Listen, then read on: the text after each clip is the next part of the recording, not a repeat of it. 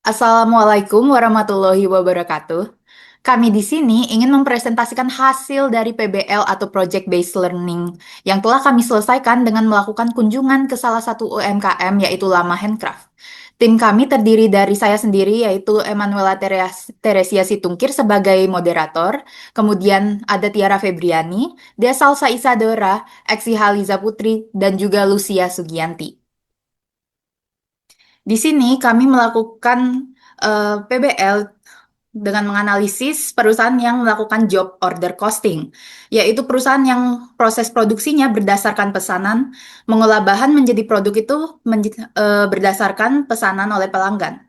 Proses produksi akan dilakukan apabila ada pesanan, sehingga produk yang dihasilkan menjadi berbeda satu sama lain. Semuanya itu tergantung dari spesifikasi yang diinginkan oleh pemesan.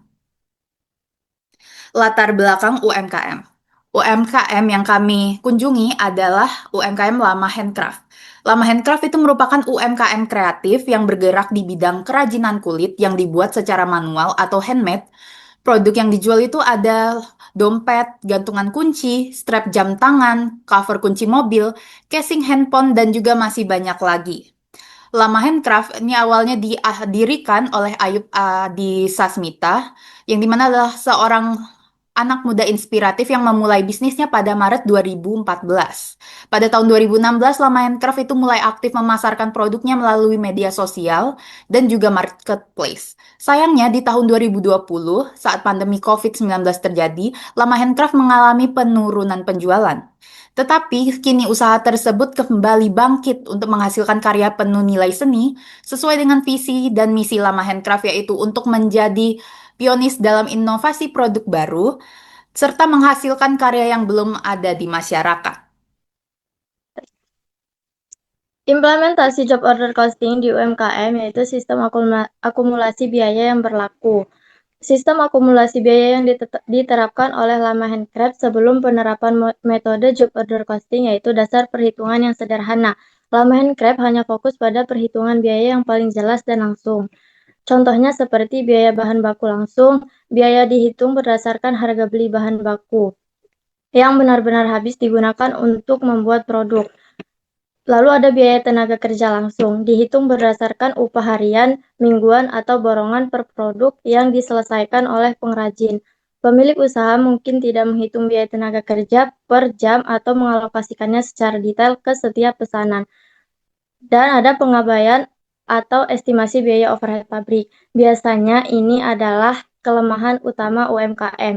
Biaya-biaya lain selain biaya bahan baku langsung dan biaya tenaga kerja langsung yang dikenal sebagai biaya overhead pabrik seringkali diabaikan atau hanya diperkirakan saja. Biaya yang tidak dihitung atau dialokasikan dengan tepat meliputi biaya penyusutan. Biaya penyusutan peralatan dan mesin jarang dimasukkan sebagai bagian dari harga pokok produk. Biaya tenaga langsung, biaya seperti listrik, air, bahan penolong, itu juga jarang dimasukkan sebagai bagian dari harga pokok. Lalu ada biaya kemasan dan pengiriman. Seringkali dianggap sebagai biaya periode atau biaya penjualan, bukan biaya produksi. Lalu ada penentuan harga pokok produk. Metode costing sederhana yaitu HPP per produk sama dengan total biaya bahan baku ditambah total upah. Jumlah produk yang dihasilkan yaitu ada markup dari biaya bahan baku, menambahkan persentase keuntungan, margin langsung di atas biaya bahan baku, dan ada mengikuti harga pasar, menentukan harga jual dengan melihat harga produk sejenis di pasaran. Kemudian membalik untuk memperkirakan HPP yang didapat tanpa perhitungan biaya yang akurat. Sistem full costing yaitu meskipun tujuannya adalah full costing, dalam praktiknya banyak unsur BOP yang terlewat atau dialokasikan hanya berdasarkan perkiraan, bukan berdasarkan aktivitas produksi yang sesungguhnya. Tidak adanya kartu biaya pesanan. Karena sistemnya sederhana, Lama Handcraft tidak memiliki kartu biaya terperinci untuk setiap pesanan, seperti tali jam tangan khusus atau kelompok produk, batch dompet tertentu. Akibatnya, tidak ada pemisahan yang jelas antara biaya untuk memproduksi dompet A dengan dompet B. atau tali jam pesanan custom dengan tali jam produk massal. Pengumpulan biaya, biaya dikumpulkan secara total per periode atau bulanan, bukan per pesanan atau pekerjaan. Yaitu ada pencatatan biaya bahan baku, tenaga kerja langsung, dan biaya overhead. Yang pertama ada pencatatan biaya bahan baku. Biaya bahan baku adalah biaya utama proses pencatatannya berfokus pada aliran bahan dari pembelian hingga penggunaan. Yang kedua yaitu ada pencatatan biaya tenaga kerja langsung. Biaya tenaga kerja langsung adalah upah yang diberikan kepada pekerja yang secara fisik terlibat dalam mengubah bahan baku menjadi produk jadi. Yang ketiga yaitu ada pencatatan biaya overhead pabrik, semua biaya produksi selain bahan baku dan tenaga kerja langsung. Penerapan sistem job order costing, yaitu ada tahapan implementasi sistem job order costing, yaitu tahap pertama, persiapan dan perencanaan sistem. Tahap pertama ini terdiri dari beberapa poin, yaitu mendefinisikan unit pesanan atau job order, tentukan apa yang dianggap sebagai satu pesanan. Yang kedua yaitu merancang dokumen utama, yaitu buat kartu biaya pesanan. Yang ketiga yaitu menetapkan tarif biaya overhead pabrik yang ditentukan di muka karena BOP aktual baru diketahui di akhir periode. Harus dibuat tarif estimasi yang dibebankan ke pesanan saat proses berjalan. Yang tahap kedua yaitu pengumpulan biaya. Tahap ini adalah pelaksanaan pencatatan biaya secara real time untuk setiap pesanan, yaitu ada pencatatan biaya bahan baku langsung dan ada pencatatan biaya bahan baku berdasarkan harga perolehan, kemudian dicatat di kolom biaya bahan baku langsung pada kartu biaya pesanan yang bersangkutan, dan ada pencatatan biaya tenaga kerja langsung. Terus lalu ada pembebanan biaya overhead pabrik. Lalu ada tahap ketiga yaitu penyelesaian dan rekonsiliasi pesanan. Tahap ini dilakukan ketika pesanan telah selesai diproduksi. Ya, lalu ada tahap keempat yaitu penutupan dan analisis akhir periode. Tahap ini dilakukan di akhir periode akuntansi bulanan atau tahunan, yaitu meliputi menghitung BOP aktual, lalu ada rekonsiliasi selisih BOP, dan ada analisis kinerja. Gunakan data HPP yang akurat per pesanan untuk menganalisis profitabilitas setiap jenis produk, seperti tali jam tangan, dompet, ID card, dan setiap pesanan custom. Ini membantu Lama Handcraft untuk meninjau kembali tarif jual dan efisiensi produk di masa depan. Terima kasih, itu saja yang dapat saya sampaikan. Selanjutnya akan dilanjutkan oleh rekan saya.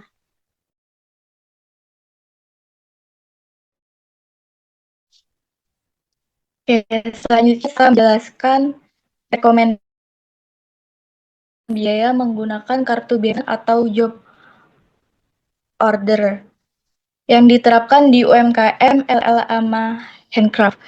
Kartu biaya pesanan ini berfungsi untuk mencatat seluruh biaya produksi yang dikeluarkan untuk pesanan tertentu, mulai dari biaya bahan baku langsung, biaya tenaga kerja langsung, hingga biaya overhead pabrik. Dengan adanya kartu ini, perusahaan dapat mengetahui secara detail berapa besar biaya yang digunakan untuk setiap produk. Misalnya untuk satu pesanan dompet kulit. Contohnya pada pesanan nomor 0015, yaitu dompet kulit sebanyak 10 pieces untuk Bapak Doni. Total biayanya yang dihitung dari biaya bahan baku langsung sebesar 334.000, terdiri dari kulit, benang nilon, CMC, coating, dan semir. Dan biaya tenaga kerja langsung sebesar 426.800 yang mencakup karyawan di Departemen Pemotongan, Penjahitan, dan Finishing. Dan biaya overhead pabrik sebesar 199.200 yang merupakan bebanan biaya tidak langsung seperti listrik dan penyusutan alat seperti di setiap departemen. Jika dijumlahkan, total biaya produksi untuk pesanan ini adalah 960.000. Karena jumlah produksinya 10 unit, maka biaya per unitnya sebesar 96.000. Nah, dari data tersebut bisa dilihat juga perhitungan laba. Misalnya harga jual ditetapkan sebesar 325.000 per dompet, maka total pendapatan untuk 10 dompet adalah 3.250.000. Setelah dikurangi dengan biaya produksi sebesar 960.000, perusahaan memperoleh laba sebesar 2.290.000. Nah, dengan penerapan kartu biaya pesanan seperti ini, UMKM bisa mencatat biaya dan laba setiap pesanan secara terpisah. Hal ini sangat membantu dalam pengendalian biaya, menentukan harga pesanan yang paling menguntungkan. Sekian dari saya, akan dilanjutkan oleh rekan saya, Tiara. Lalu materi selanjutnya yaitu laporan biaya pokok produksi. Laporan biaya pokok produksi ini tabel data biaya yang terdiri dari 3 departemen. Yang pertama Departemen Pemotongan, lalu yang kedua Departemen Penjahitan, yang ketiga Departemen Finishing. Dimulai dari Departemen Pemotongan. Jumlah unit yang dimulai di Departemen Pemotongan yaitu 10 unit. Dan jumlah unit produk dalam proses akhirnya di Departemen Pemotongan yaitu sejumlah 2 unit. Dan biaya yang terjadi pada periode berjalan pada biaya bahannya yaitu senilai 2 juta. Biaya tenaga kerjanya 400.000 dan biaya overhead pabriknya senilai 83.000. Lalu selanjutnya yaitu Departemen Penjahitan. Di Departemen Penjahitan ini jumlah unit ditransfer ke departemen sebelumnya senilai 8 unit. Lalu jumlah unit produk dalam proses akhirnya di Departemen Penjahitan senilai 2 unit. Lalu biaya yang terjadi pada periode berjalan di masing-masing departemen di Departemen Penjahitan, biaya bahannya senilai 80.000. Biaya tenaga kerjanya 16.000 dan biaya overhead pabriknya 66.400. Selanjutnya Departemen Finishing. Jumlah unit ditransfer dari departemen sebelumnya yaitu senilai 6 unit. Dan jumlah unit yang ditransfer ke gudang produk jadinya senilai 5 unit. Jumlah unit produk dalam proses akhirnya senilai 2 unit. Dan di Departemen Finishing 1 unit. Lalu biaya yang terjadi pada periode berjalan, biaya bahannya senilai 54.000, biaya tenaga kerjanya senilai 10.000, dan biaya overhead pabriknya senilai 49.800. Next. Lalu selanjutnya yaitu laporan biaya pokok produksi di Departemen Pemotongan. Nah, di Departemen Pemotongan ini dimulai dari schedule produksi. Produk masuk prosesnya senilai 10 unit, dan produk ditransfer ke Departemen Penjahitannya senilai 8 unit.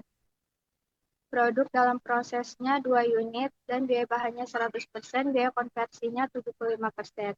Jumlah dari produk ditransfer ke Departemen Penjahitan 8 unit ditambah dengan produk dalam prosesnya 2 unit, senilai jumlahnya 10 unit. Lalu yang kedua, pembebanan biaya. Total biayanya yang terdiri dari biaya bahannya senilai 2 juta, biaya tenaga kerjanya 400.000, dan BOP-nya senilai 883.000. Totalnya yaitu 2.483.000. Lalu unit yang ekuivalennya 8 ditambah 2 yaitu 10, lalu 8 ditambah 2 dikali 75% sama dengan 9,5. Lalu masing-masing di biaya per unitnya, biaya bahannya senilai 200.000, biaya tenaga kerjanya 42.105, dan BOP-nya 8.736. Total dari biaya per unitnya yaitu 250.841. Lalu yang ketiga, pertanggungjawaban biaya. Produk jadi yang ditransfer ke Departemen Penjahitan yaitu yang 8 unit dikali dengan 250.841 sama dengan 2.006.728.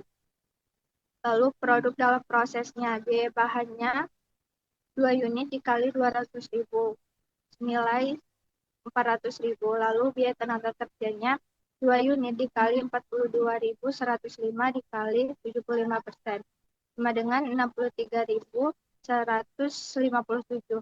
Lalu BOP-nya 2 unit dikali 8.736 dikali 75% sama dengan 13.104. Lalu jumlah dari produk dalam prosesnya dari biaya bahan sampai biaya BOP-nya senilai 476.261.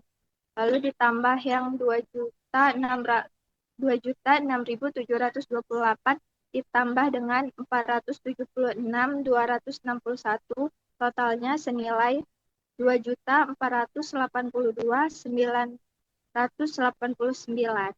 Sekian materi dari saya. Selanjutnya akan dilanjutkan oleh rekan saya. Selanjutnya ada di Departemen Penjahitan. Di Departemen Penjahitan ini, produk yang diterima dari departemen sebelumnya yaitu Departemen Pemotongan sebanyak 8 unit. Tetapi produk yang ditransfer ke departemen selanjutnya yaitu Departemen Finishing hanya sebanyak 6 unit. Jadi produk dalam prosesnya yaitu sebanyak 2 unit. Dengan catatan biaya bahan 100% dan biaya konversi 50%. Di pembebanan biaya, elemen biayanya yang pertama ada PDP Departemen Pemotongan, Departemen Penjahitan, yaitu total biayanya Rp2.006.728 dibagi dengan unit yang ekuivalen dan menghasilkan biaya per unit yaitu Rp841.000. Jadi total biaya per unit semua elemen biaya itu adalah Rp2.169.128 dan total biaya per unit dari semua elemen tersebut adalah Rp272.611.000. Selanjutnya pertanggungjawaban biaya. Produk yang ditransfer ke departemen finishing tadi kan cuma 6 unit. 6 unit itu dikali dengan total biaya per unitnya yaitu Rp272.611.000 yang menghasilkan Rp1.635.660.000. Produk dalam prosesnya tadi 2 unit. 2 unit itu akan dikali dengan biaya masing-masing biaya per unit dari elemen biaya tersebut. Contohnya di PDP Departemen Pemotongan, Departemen Penjahitan, 2 unit dikali 250, Rp841.000 yang hasilnya Rp682.000. Jadi total biaya tersebut itu akan ditotal yang menghasilkan Rp2.169.112.000. Next. Selanjutnya di Departemen Finishing. Di Departemen Finishing ini, produk yang diterima dari departemen sebelumnya yaitu sebanyak 6 unit, tetapi produk yang ditransfer ke gudang produk jadi hanya 5 unit. Jadi, produk dalam prosesnya sebanyak 1 unit dengan catatan biaya bahan 100% dan biaya konversi 50%. Di pembebanan biayanya ada yang pertama PDP Departemen Penjahitan, Departemen Finishing sebesar Rp1.635.660.000 yang akan dibagi dengan unit yang ekuivalen sebanyak 6 yang menghasilkan biaya per unit yaitu Rp272.610.000. Nanti total biayanya itu akan ditotal dari elemen-elemen biaya yang ada menghasilkan Rp1.750.260.000 dan akan menghasilkan biaya per unitnya Rp292.627. Pertanggungjawaban biayanya, produk jadi yang ditransfer ke gudang sebanyak 5 unit dikali dengan biaya per unitnya sebesar Rp292.627 yang menghasilkan Rp1.413.135.000. Produk dalam prosesnya tadi kan cuma 1 unit. 1 unit itu akan dikali dengan biaya per unit dari elemen biaya tersebut yang akan menghasilkan totalnya Rp1.750.253.000. Next. Jadi kesimpulan dari presentasi kita hari ini adalah penerapan akuntansi biaya berdasarkan job order costing di UMKM Lemah Handcraft yang bergerak di bidang kerajinan tangan berbahan dasar kulit memberikan dampak positif terhadap sistem pengelolaan biaya dan pengambilan keputusan manajerial. Melalui metode ini, setiap pesanan pelanggan dicatat sebagai satu unit produksi tersendiri, sehingga seluruh biaya seperti biaya bahan baku, biaya tenaga kerja, dan overhead pabrik dapat dicatat secara akurat. Selanjutnya saya kembalikan kepada moderator. Baik, sekian presentasi kami pada hari ini. Jika ada salah kata, kami mohon maaf. Kami akhiri. Wassalamualaikum warahmatullahi wabarakatuh.